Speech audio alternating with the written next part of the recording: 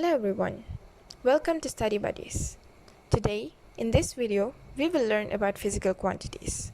So what are physical quantities?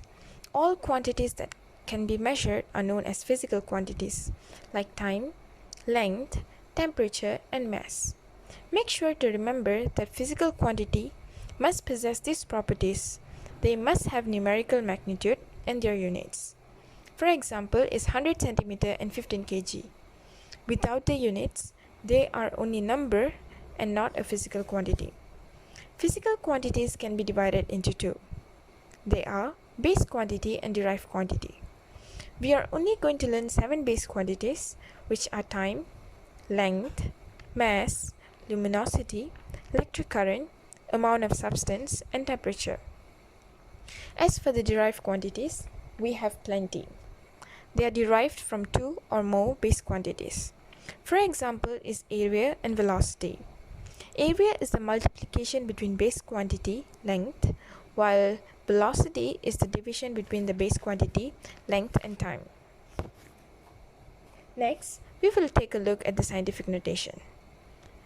They are known as prefixes and written in the form of power 10. For example, take a look at the question below. Convert 0.43 cubic centimeter to cubic meter. So first, you need to know the prefixes of centi, which is 10 to the power of negative 2. And since it's a cubic centimeter, you need to cube the prefix as well. And now, I'm going to tell a small tip that I used to use whenever I do this question. I always imagine that when I have to remove a letter, I need to multiply the prefix. What I mean here is, when I have to convert from centimeter to meter, which is from cm to m, I'm removing the letter c. So when I have to remove the letter, I will have to multiply the prefix. But in case if you have to convert from meter to centimeter, which is from m to cm, you need to add the letter c. So when you're adding the letter c, you need to divide the prefix. This is not an actual right concept, but it helps me to remember during my exam. Next, we will talk about the types of quantities, which are scalar quantity and vector quantity. So first, let's learn about scalar quantity. Scalar quantities have magnitude, but they don't show direction. So for example, is speed, area, and density. As for the vector quantity, they are used to describe the position of a point. So they state both magnitude and the direction. For example, is displacement, force, and velocity. Negative signs are used here to show downward or leftward direction, while positive signs are used to show upward and rightward direction.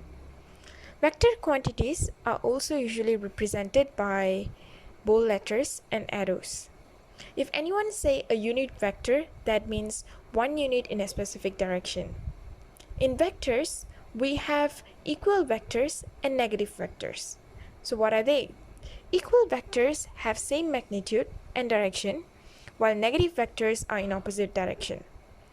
Next, let's take a look at vector addition and subtraction. Addition of vector obeys commutative law of addition. Addition vector and subtraction vector. So these are the sample. All vectors can be resolved into its components so that they have x component and y component. So let's take a look at a sample question. The image below shows vector A is 53.13 degree above the x-axis. Here I'm only going to introduce to all of you the formulas first. So first of all, to find the x component of A, you need to multiply A with cos 53.13 degree. To find the y component, you need to multiply vector A with sine 53.13. So why did I use cos for x component and sine for y component? So here's another tip. First, look at the angle. The angle is touching the x-axis and not the y-axis. So that means component x will use cos because it's closer to angle. So the conclusion here is whichever axis that touches the angle will use cos. So here x-axis is touching the angle, so x component will use cos. Once you find the components individually, you need to add them to find vector A.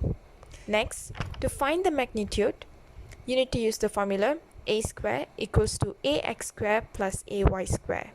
So a equals to square root ax square plus ay square.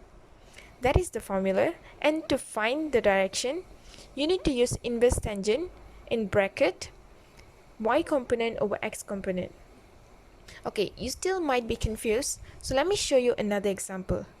So based on this diagram, let A be 50 Newton. So first you have to find the x component and y component, and then add both of them and find vector A. Next, to find the magnitude, what you have to do is you need to take A equals to square root ax square plus ay square. And lastly, the direction. To find the direction, which means the angle, what you have to do is you need to take inverse tangent in bracket y component over x component, because in some questions they might not give the angle and you might have to find it on your own. So in those kind of situations, you can use this method. So thank you so much for watching this video. I hope all of you stay healthy and fit in this quarantine season. And don't forget to press the subscribe and the bell icon, and see you all again in the next video.